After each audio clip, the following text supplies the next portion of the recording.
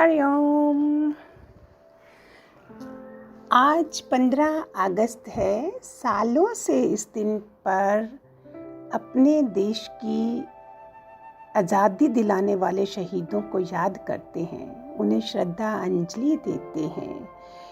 अध्यात्म के तरीके से आज़ादी का दिन हमको समझना है।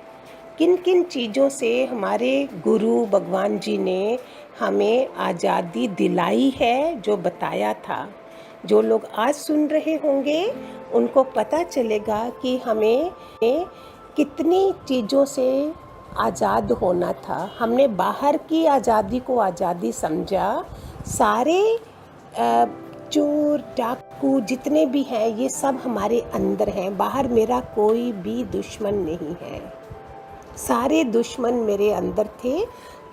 असुरी स्वभाव के कारण मैं देवी संप्रदा को प्राप्त नहीं हो सका, इसलिए गुरु ने बताया पहले देवी संप्रदा के गुण अपनाओ, इन असुरी संपदा के गुणों से आज़ादी पाओ। इंद्रियों पर और मन पर विजय पाने की पूरा कंट्रोल हमको करना चाहिए। वो कैसे होगा? रोज़ का सत्संग था, दादा भगवान ने दिया। अपनी कमजोरियों से हमको अलर्ट होना था, आसक्ति नहीं रखनी। ये है आज़ादी, अनासक्त। विवेकानंद ने कहा अगर मुझे दोबारा जन्म मिले तो मैं 2 चीज़ों के लिए आऊँगा, एक एकाग्रता, दूसरा अनासक्त होने के लिए।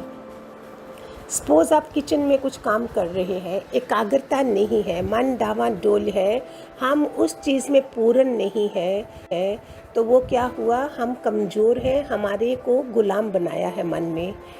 पढ़ रहे हो तो मन कहाँ ले गया है, खाना बना रहे हो तो कहाँ ले गया है, जो भी कुछ आध्यात्मिक पढ़ रहे हो तो भी कहीं ले गया है, सत्संग में बैठे हैं तो भी मन कहीं चला गया है। कितने बारी मैंने देखा, हम पूछेंगे कहाँ गई थी माता तुम, तो पता चल जाएगा ओ हो मेरा मन तो उधर चला गया था। तो यू मीन हमने किसी चीज़ को विन करा ही नहीं। फिर हम जितेंद्रिय इंद्रिय विजय नहीं बने। विजय पानी है अपनी इंद्रियों पर। मन को प्रभु चिंतन या सत्चिंतन के कार्य में रोककर उसे कुविषयों से हटाना था। ऐसे आसान तरीका नहीं है, लेकिन जी के पास हमें कोई मंत्र नहीं दिया गया था। मंत्र था मैं ये शरीर नहीं हूँ, मैं एक आत्मा हूँ। तो इसमें भी कितने लोग जो पुराने, मुझे तो 100% विश्वास है जिन्होंने लिया वो आत्मा की तरह ही अभ्यास में बैठे होंगे। बेचारे जो नए सुन रहे हैं वो कानों में सुन रहे होंगे कि ऐसा भी ज्ञान था कहीं पे। हम ये शरीर ही नहीं है। We are powerful souls, we are from kingdom of God. ईश्वर की सृष्टि से हम हैं। हम देवता हैं धरती पर, जो सिर्फ देने के लिए आए हैं। हम भिखारी नहीं हैं, भिक्षु नहीं हैं, जो हमको किसी का प्यार भी चाहिए। तो कितना मज़ा हो गया। कितनी चीज़ों पर भगवान जी के होते होते जितेंद्रिय बन गए। शरीर मन वाणी तीनों शुद्ध होकर शक्ति के भंडार बन जाएंगे, तभी हम वास्तव में आज़ाद हैं। रियल आज़ादी है। ऐसे तो कितना इजी है, दादा भगवान की वाणी, तुम एक आत्मा हो, तुम ये शरीर नहीं हो। तो फिर बताओ, सारी चीज़ें शरीर में है। मन, बुद्धि, 5 ज्ञान इंद्रियाँ, 5 कर्म इंद्रियाँ। सच्ची उपासना कर सकोगे और तभी आप हमारा जन्म और जीवन सफल होगा। इसमें क्या है? रोज़ उपासना क्या है? रोज़ हम सत्संग जा रहे हैं, रोज़ हम ये कानों में पढ़ रहा है। शरीर का हमने लेना देना करना है, वो बताया गया था सारा। घर में कर्म प्राणियों से कैसे रहना है। जिस पवित्र आत्मा पुरुष के शरीर, इंद्रियां और मन अपने वश में है और शुद्ध हो चुके हैं, वही आज़ाद है। वही 15 अगस्त का मनाया जाता है आज़ादी का दिन। तो हमको आज़ादी लेनी है अपनी इंद्रियों से। इसके ऊपर एक बहुत ही अच्छा दृष्टांत है जो हमें जगाता स्टोरी है। एक समय की बात है, एक सेठ और सेठानी रोज़ सत्संग में जाते थे। सेठ जी के घर तोता पाला हुआ था। तोता रोज सेठ सेठानी को बाहर जाते देख एक दिन पूछता है कि सेठ जी, आप रोज कहाँ जाते हैं? सेठ जी बोले कि भाई सत्संग में ज्ञान सुनने जाते हैं। तोता कहता है सेठ जी फिर तो कोई ज्ञान की बात मुझे भी बताओ। तब सेठ जी कहते हैं कि ज्ञान भी कोई घर बैठे मिलता है, इसके लिए तो सत्संग में जाना पड़ता है। तोता कहता है कोई बात नहीं सेठ जी, आप मेरा एक काम करना, सत्संग जाओ, तब संत महात्मा से एक बात पूछना कि मैं आज़ाद कब होऊंगा। सेठ जी सत्संग खत्म होने के बाद संत से पूछते हैं कि महाराज, हमारे घर जो तोता है उसने पूछा है कि वो आज़ाद कब होगा। संत को ऐसा सुनते ही पता नहीं क्या होता है, वो बेहोश होकर गिर जाते हैं। सेठ जी संत की हालत देखकर चुपचाप वहाँ से निकल जाते हैं। घर आते ही तोता सेठ जी से पूछता है कि सेठ जी संत ने क्या कहा। सेठ जी कहते हैं कि तेरी किस्मत ही खराब है, जो तेरी आज़ादी का पूछते ही वो बेहोश हो गए। तोता कहता कोई बात नहीं सेठ जी, मैं सब समझ गया। दूसरे दिन सेठ जी सत्संग में जाने लगते हैं, तब तोता पिंजरे में जानबूझकर बेहोश होकर गिर जाता है। सेठ जी उसे मरा हुआ मानकर जैसे ही उसे पिंजरे से बाहर निकालते हैं तो वो उड़ जाता है। ये दृष्टांत सबने सुना होगा जब सत्संग सुन रहे होंगे भगवान जी के मुख से। सत्संग जाते ही संत सेठ जी को पूछते हैं कि कल आप उस तोते के बारे में पूछ रहे थे ना, अब वो कहाँ है? सेठ जी कहते हैं महाराज, आज सुबह वो जानबूझकर बेहोश हो गया, मैंने देखा कि वो मर गया है, इसलिए मैंने उसे जैसे ही बाहर निकाला तो वो उड़ गया। तब संत ने सेठ जी से कहा कि देखो, तुम इतने समय से सत्संग सुनकर भी आज तक संसारिक मोह माया के पिंजरे में फंसे हुए हो, और उस तोते को देखो बिना सत्संग में आए मेरा एक इशारा समझकर आज़ाद हो गया। कहानी से तात्पर्य है कि हम सत्संग में तो जाते हैं, ज्ञान की बातें करते हैं, जहाँ सुनते भी हैं, पर हमारा मन हमेशा संसारिक बातों में ही उलझा रहता है। सत्संग में भी हम सिर्फ उन बातों को पसंद करते हैं जिसमें हमारा स्वार्थ सिद्ध होता है, जबकि सत्संग जाकर हमें सत्य को स्वीकार कर सभी बातों को महत्व देना चाहिए, और जिस असत्य, झूठ और अहंकार को हम धारण किए हुए हैं उसे साहस के साथ मन से उतार कर सत्य को स्वीकार करना चाहिए। एक तोता मुक्ति पा गया सेठ की बात से सुन के कि आज संत ने क्या करा। हम सुबह शाम जा रहे हैं तो हमारी आज़ादी कहाँ हुई? ना मोह से निकले, ना काम से, ना क्रोध से, ना अहंकार से, ना लोभ से। एक बार मैं बताती हूँ, जो भगवान के बच्चे सुन रहे होंगे। मैं बॉम्बे में थी, पहले हम कहीं किसी प्रेमी के घर, खूब सारे मेहमान थे आए हुए, शरणागति भी हम गए थे। उसके बाद रतन में आना था, तो वहाँ दो बहनें थी अमेरिका से, कोई इंडिया की, उसने अपनी बहन को सत्संग सुनाया था। तो वो जो भजन शायद मैं आज फिर रिपीट करती हूँ, जो मैंने पहले भी शायद कहीं बोला है, उसमें उन्होंने गाया था। 2 लाइनें सुनाऊंगी मैं। और वो दोनों शमशम आंसू बह रहे थे, भगवान जी बैठे हुए थे रतन में, और मज़ा आता था भगवान जी को अंदर में। मैं देखती थी, ये सारी चीज़ें नोट करती थी उनकी। वो उनको देख के वो नहीं कर रहे हैं कि क्यों रो रही है, हाँ, दूसरे को पूछते जा रहे हैं। और वो दोनों ब्यूटीफुल साउल्स अमेरिका से आई हुई, तो भगवान को खुशी हो, मैं जो देख रही थी सीन, मतलब भगवान जी को खुशी हो रही, शुक्र है ये भी मोह माया नगरी से निकल के मेरे पास आई है।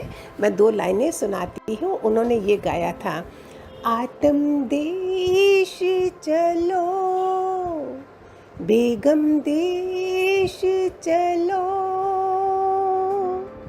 ये सुख पाना तेरा मिट मुक जाए आना ते जाना, तेरा मुक जाए आना ते जाना। आत्म देश चलो लो, बेगम देश चलो, ये सुख पाना, तेरा मुक जाए आना ते जाना। आगे सुनो। आत्म देश दी मंजिल पारी, ऐथे जानदी नहीं कोई सवारी। हो कृपा सतगुरु दी, खबर पे कर दी। हो कृपा सतगुरु दी, खबर पे कर दी। आत्म देश चलो, बेगम देश चलो, ये सुख पाना, तेरा मुक जाए आना। आवागमन खत्म कर देते हैं सतपुरुष। इस भजन में गुरु लोग, सतपुरुष लोग हमारे क्या आवागमन से आज़ाद करते हैं। गर्भ में दोबारा नहीं आना है, उसके लिए आज़ादी दिलाते हैं कि हमने गर्भ में आना ही नहीं है। किसके लिए ये महान पुरुष हमारे पास आए होते हैं? बॉर्डर पर देखा जो जवान कर रहे हैं, हमें देश की आज़ादी के लिए कैसे लड़ रहे हैं, अपने घर बार छोड़ के अपनी कुर्बानियाँ दे रहे हैं। हमारी कुर्बानी कुछ भी नहीं हो और भव सागर पार करने आ जाए। गुरु जो बता रहे हैं, राग द्वेष से आज़ादी, लोभ से आज़ादी, पर चिंतन से आज़ादी, निंदा चुगली से आज़ादी। हम जितने आज सुन रहे हैं, हम तो ब्लेस करते हैं भगवान, जो हमको पसंद करता है, जो नहीं करता है, जो हमको जानता है, जो नहीं जानता है, उन सब के आज ही उनके ऊपर प्रोग्रेस हो जाए। भगवान करे उनके ऊपर कृपा बरस जाए। आज आज़ादी के दिन ही शायद वो अपनी कितनी कमजोरियों से आज़ाद हो जाएं। छल कपट, निंदा चुगली, झूठ चोरी सच, ये सब क्या है? असुरी संपदा के गुण हैं। देवी संपदा में आने के लिए हमें सतपुरुष आके ये सब चीज़ों से बोलते हैं, इन गांठों को खोलो। देवरानी जिठानी ने ऐसे किया, उसने ऐसा किया, उसने ऐसा, हमेशा एक उंगली उठाई होती है, 3 उंगली हमारी तरफ होती है। तुम अपने को देखो। मैंने अपने को हाई लेवल साउल बनाना है, दूसरे से मैं एम्पावर, मेरे से मेरा बात का असर हो जाए। बात का असर क्यों नहीं होता? हमारे अंदर कुछ ना कुछ गांठ बंदी होती है उस इंसान के लिए। लेना देना नहीं भी करो। हमारे भगवान जी ने इतना ईजीएस्ट वे है, weather person is living in London, America, England, कहीं भी, तुम इधर से ही गुड वाइब्रेशंस भेजना शुरू करो, माफिया मांग लो, काम ऐसे हो जाता है चुटकियों में। कितनी प्यारी चीज है, हमने अजमाया हुआ है ये। ओम में कितनी ताकत है, भगवान ने जो हमें ओम दिया, जिसके अंदर ओम चल रहा हो। नेगेटिविटी हटाने का सबसे बड़ा महामंत्र है, अपने अंदर ओम को चलने दो। अपने अंदर खुराक क्या देते हैं हम? ब्रेकफास्ट क्या देते हैं? पेट को देते हैं, लेकिन जहाँ से काम बनना है वहाँ कोई भी सुबह अपने को नहीं वचन दे दिए कि यस मैं ऐसे करूँगी। इतना बड़ा दिन है आज। सारे शायद इस चीज़ से आज़ादी पालें कि मैंने राग द्वेष, पर चिंतन, निंदा चुगली, काम क्रोध मोह लोभ अहंकार, बड़े ऋषि हार गए हैं इसमें। बड़े ऋषि तपस्या करते हो, हम लोग गृहस्थी घर में हैं, हमको तो डबल तपस्या करनी है। एक बहुत छोटा दृष्टांत है रिंगी ऋषि का। एक राजा जनक ने जब किसने यज्ञ करना था, बोलते जब तक वो ऋषि नहीं आएगा वो यज्ञ सफल नहीं होगा। तो सबको पूछा कौन जाएगा, कौन ला सकता है उसका। वो गुफा में तपस्या करते थे और अगर प्यास लगती तो वो शहद पत्ते के ऊपर जो ओस पड़ती है ना, वो चाट लेते थे। आप मानोगे किसने चैलेंज लिया? एक वैश्या ने।